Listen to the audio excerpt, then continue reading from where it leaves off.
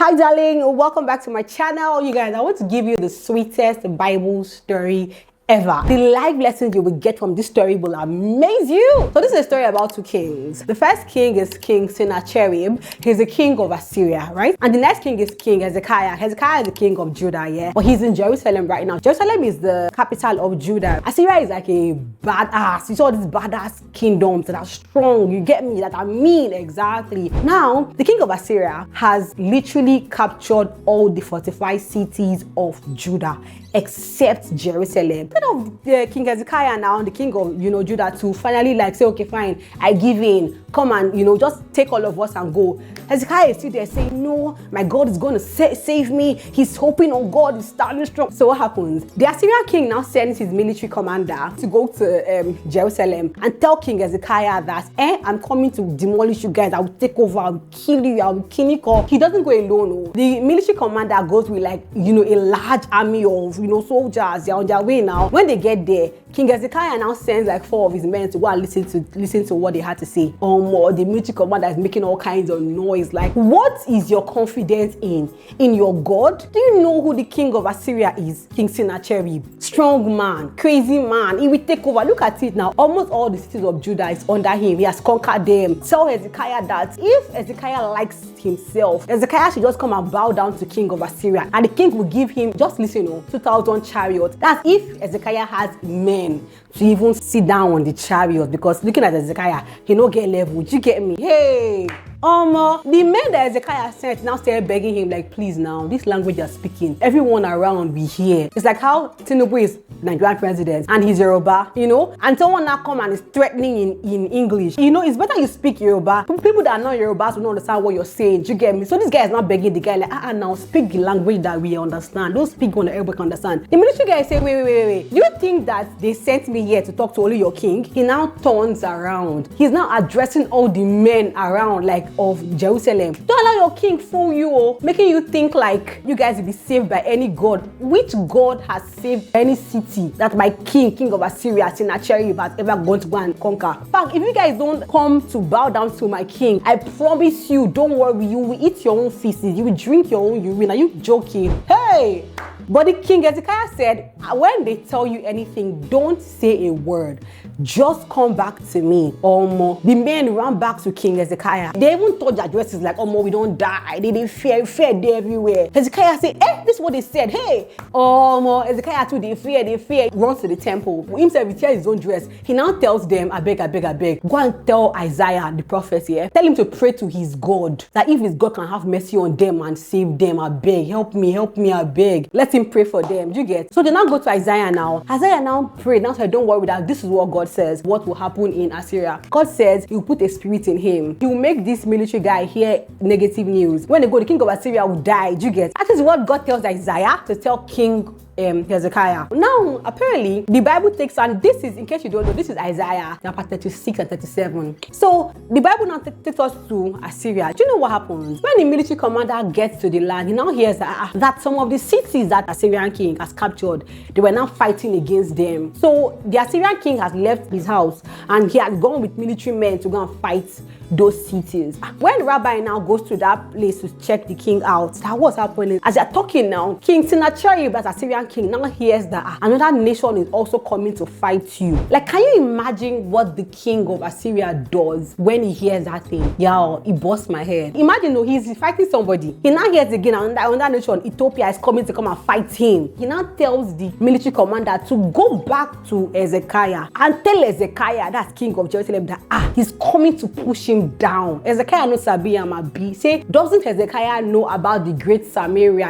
what they call the cities, where he has pulled down? Abizi, his father, before him, that was the baddest man ever. As in, hey, Rabbi now, military commander now goes to meet Hezekiah. This one now gives them a letter. He's telling them that, do you know who my king is? You are playing, Hey, people say God. You say, which God? Which God are you thinking will save you? He now start calling different cities, Samaria, this city, that city. They had gods as well now. Yes, they had gods as well, but didn't you see that my king brought them down? In fact, the history of all the kings in Assyria have been bad guys, but you now think your God will save you. You're joking. See, if you don't, bow down to my king and just succumb, give yourself to him, I promise you are going down. See, I can't lie. See, I can't lie. As if I was there. But really, as King Hezekiah saw this letter, he read the letter, he ran to the temple. See, when fear grips you so much, you don't even have the time to go and be calling pastor. You will go to this God yourself. And so King Hezekiah ran to the temple. He ran to meet God himself. He said, God. He first of all started to worship God. That you, God, you are the one that made the heavens and the earth. We know you now. Maker of all the world. Just they hype God. They say, God, see. He brought the letter that the King Sennacherib brought to him. He put it before the altar of God. He said, God, see the letter. This man is saying that he wants to come and pull us down. He said, God, see you. Everything he said here is true. All the cities he called, I'm having goosebumps, you guys. Oh my God. All the cities he called, that he has conquered them. And they had gods as well, but the gods that they had were gods made by human beings. But you, God, are the God of heaven and earth. Show yourself. Let him know, God, that you are the real God. As he was still praying, God sent Prophet Isaiah. Remember, the first time, he was the one that went to go and send for Isaiah. But this time around, it was God that sent Isaiah. Isaiah now sent a message to them that, see, let me tell you what God says. Because you have prayed about this thing, he said, don't worry. I want to read that part to you. You guys, that part is sweet. Chill, I'm coming. Let me read exactly what God responds to him. Listen. He says, he's talking to the king of Assyria. He said, whom have you taunted and blasphemed? And against whom have you raised your voice? Are you joking? You haughtily lifted your eyes against the Holy One of Israel. Hey, when somebody touched God's apple of his eye and God just begin to vex, say, wait, you guys think I'm joking, right? Hey, listen. Now says, have you not heard, says the God of Israel, I know you're sitting down and you're going out and you're coming in. I know every detail of your life, and you are raging against me. Because you are raging against me and your arrogance has come to my ears, I will put my hook in your nose and my bridle in your mouth, and I will turn you back the way you came. God now begins to now tell Hezekiah that, wait, these people don't know who I am, yeah? Then God now says, see, Hezekiah, let me even give you a sign that will make you know that I am God and I will fight for you. The first 2 years, you don't even have to bother doing any farming at all. The ground will grow its own fruit for you. Feed on that. Now, on the 3rd year, you can now plant. Because they've been stressed now. They don't even have a lot of men. Farming might not even be easy for them, but don't worry, field will grow of itself. Do you get me? And then the 3rd year, when you guys now multiply and now increase, the people now come back, you can now start farming. As for King of Assyria, God is like, see, you will hear the gist. He will never even as much as shoot one arrow in your land. Baba, I'm not even kidding, man.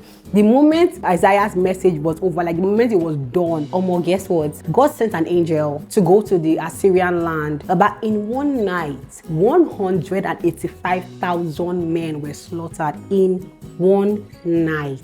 When they woke up and they saw their men down, they knew that Baba Wahala don't come. King Sennacherib now ran back to his house. His children now went and slaughtered him in that house. That was literally how Hezekiah was saved. They did not conquer his land. Nothing. See this story here? Every time I read this story, it just hits me. The first thing that hits me is the fact that a lot of times, we don't know what's happening behind the scene. The threats that your enemies are threatening you, the negative thoughts you're hearing in your head, you might not, what if it fails? It will not fail if you understand that you're working with God's word. Do you get me? The enemy might be coming at you, but you don't know what your prayer is doing in the camp of the enemy, because tell me how. Look at it from Hezekiah's point of view. The enemy had come to threaten him. The enemy went back. Yes, he prayed. He called the prophet. The enemy now kept threatening him again. What Hezekiah did not know was that in the enemy's camp, there was already wahala. King Sennacherib was already fighting somebody, and another city was coming to come and fight him again. But look at what the enemy does. Like, how is it that Assyrian king is fighting a battle, but he's still having the guts to go and say more threatening words? Like, normal human being for even say, wait, let's finish this battle first. He still says, go back to Hezekiah and go and threaten him. If we as human beings were able to see behind the scene, we'll have no reason to be afraid. That prayer you're praying every day, you get me? That prayer you're praying in your corner, if you only understand the fire, the validity of your prayer, you will not stop. You will keep going. But a lot of us, we stop because we don't know. Lesson 1. Lesson 2 for me, listen, look at the first time the enemy sends message, a threatening message. And even threatening messages could even be policies you hear in your city, like I will chase this one, I will do this one, I will the prices of things are going to be more expensive. Fuel is expensive. You feel like you are a failure. You can't even go again. You don't even want to think. You don't need to go back to God and say, God, prices are expensive right now. I need to do what you have told me to do, Lord. Empower me. You know what? When you hear threatening news and information and policies, what do you do after? Do you brood? Hezekiah could have brooded. I mean, imagine the kind of something. You guys to eat your poo. You guys will drink your urine. Imagine that kind of scary thing. Hezekiah could have been like, you know what, man, I just want to be afraid. But what did he do? He first ran to the temple. But now this is the K-leg. Because when he went to the temple, he now said, help me go and call the prophet Isaiah and tell him,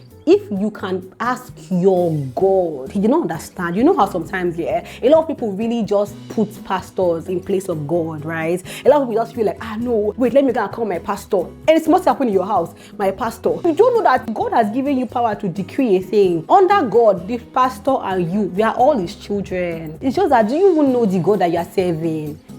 Now just see the difference. When the second threatening letter now came, this one, he says, okay, you know what, God, it's you and I. He carried the letter in front of God. It was that prayer that he prayed that God sent angels to go and knock 185,000 men in one night.